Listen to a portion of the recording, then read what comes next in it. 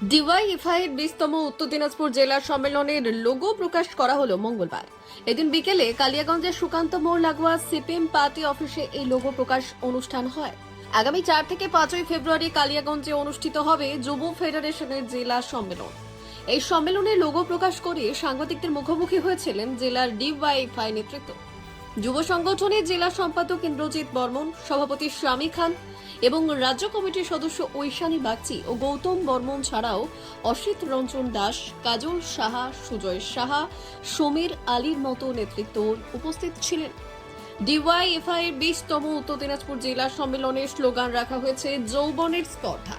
Press meet করার মূল উদ্দেশ্য, আমরা ভারতের গণতান্ত্রিক যুব ফেডারেশন ডিএফআই উত্তর দিনাজপুর জেলা কমিটির পক্ষ থেকে এই প্রেস মিট ডেকেছি। মূলত আমরা আমাদের সংগঠনের প্রতি 3 বছর অন্তর অন্তর আমরা সম্মেলন করে থাকি। এবছরও আমরা আমাদের জেলার সম্মেলন করতে চলছি। এর আগে 19টা সম্মেলন আমরা পার করে এসেছি। এবার 20তম সম্মেলন আমরা আমাদের জেলার কালিয়াগঞ্জ শহরে সম্মিলিত হচ্ছি 4-5 ফেব্রুয়ারি 2025।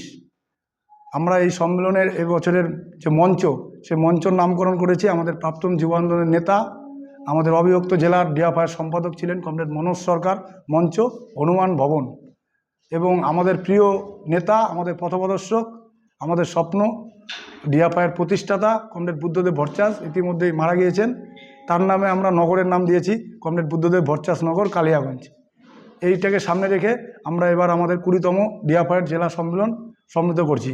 এই সম্মেলনে আমরা নির্দিষ্ট কিছু স্লোগানকে হাজির করেছি। যে মূল স্লোগান এই সম্মেলনকে আমরা সামনে রেখেছি, কাজ, শিক্ষা, স্বাস্থ্য ও নারী নিরাপত্তার অধিকার সুনিশ্চিত করতে লড়াই তীব্র করো, যৌবনের স্পর্ধায় গড়ে তোলো গণসংগ্রাম। ইতিমধ্যে আমরা জানেন যে রাজ্যের একটা সরকারের পটভূমি হয়েছে, প্রায় 13 বছর হয়েছে। এই 13 বছর যাবৎকালে আমরা আমরা যুব বয়সে যারা যুব সংগ্রামে লড়াইয়ের মধ্যে রয়েছি, তারা প্রত্যেকে উপলব্ধি করেছি যে কাজ, বেকারের যেটা মূল সমস্যা কাজ, এই সরকার কাজ দিতে পারছে না, কাজের কোনো বন্দোবস্ত নেই। শিক্ষার ক্ষেত্রে দুর্নীতিতে ভরপুর। স্বাস্থ্যের যে অবস্থা আপনারা ইতিমধ্যে জানেন, স্বাস্থ্যের যে বেহাল অবস্থা, তারই একটা দর্শন হলো আমরা তিলোত্তমাকে হারিয়েছি, আমাদের বোনকে। নারী নিরাপত্তা নিয়ে রাজ্য সরকার পুরোপুরি ব্যর্থ। তাই এবছরের যে মূল স্লোগানকে আমরা এইটাকে সামনে রেখে লড়াইয়ে সামনে যেতে চাই। এবং আমরা মনে করি যে যৌবনের যে স্পর্ধা, এই স্পর্ধায় একমাত্র পারে এই জেলার, এই রাজ্যের, এই দেশের মানুষের মধ্যে গণসংগ্রাম তৈরি করতে। তাই এবছরের স্লোগানকে আমরা এটাকেই প্রাধান্য দিয়ে এবছরের যে আমাদের জেলা সম্মেলন, সেটাকে আমরা এগিয়ে নিতে চাই। আপনাদের মধ্যে দিয়ে আমাদের যে মেসেজ, আমরা সাধারণ মানুষ, সাধারণ যুব সমাজ এবং সাধারণ যারা বামপন্থী এবং বামপন্থীর বাইরে যারা গণতান্ত্রিক প্রিয় মানুষ, তাদের কাছে আমরা বলতে চাই যে আমাদের সম্মেলনে আমাদের সাথে থাকুন, আমাদের পাশে থাকুন।